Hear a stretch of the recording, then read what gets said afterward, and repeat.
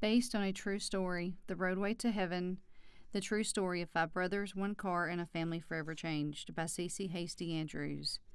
Narrated by C.C. Hasty Andrews. All rights reserved. Prologue. August 15, 2015, Facebook post. Pray and pray hard. My husband, 18-year-old son, and I spent the day redecorating my 2 youngest sons' bedroom. They had decided that they were too old at 9 and 6 years old for bunk beds and wanted their own beds.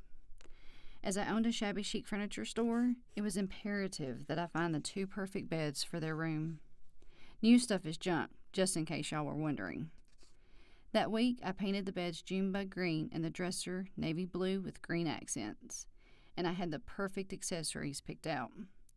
That Sunday, I was ready to decorate. It was what I considered the perfect day.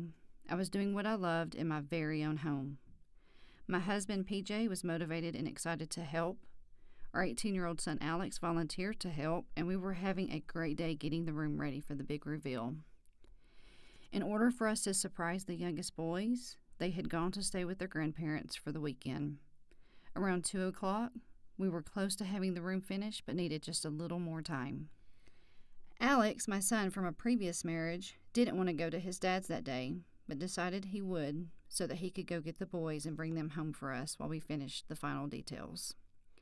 He had made this very same drive for us many times before. As a mother, you think that if something happens, you will somehow know or have an indication. I didn't have a clue. At 4:09 p.m., I received a call from the 615 area code. I immediately knew something was wrong. A man explained to me that my son Alex had been in a bad wreck and that I needed to get there as fast as I could. My heart skipped several beats as I asked him if there were other passengers in the vehicle. He told me yes. I knew then that our lives were forever changed. All 4 boys had been pinned in the vehicle. While obtaining information to locate the scene of the accident, I could hear my son begging to talk to me. As soon as Alex was on the phone, he said, "I am so sorry. I tried to stop it." And then he immediately started to list his and his brother's injuries and begged me to get there as soon as possible. I was amazed at how clear-headed this son of mine was, but more on that a little later. I told my husband that we didn't have time to put socks on or change clothes, and I ran to get our 20-year-old son, our oldest, from his room.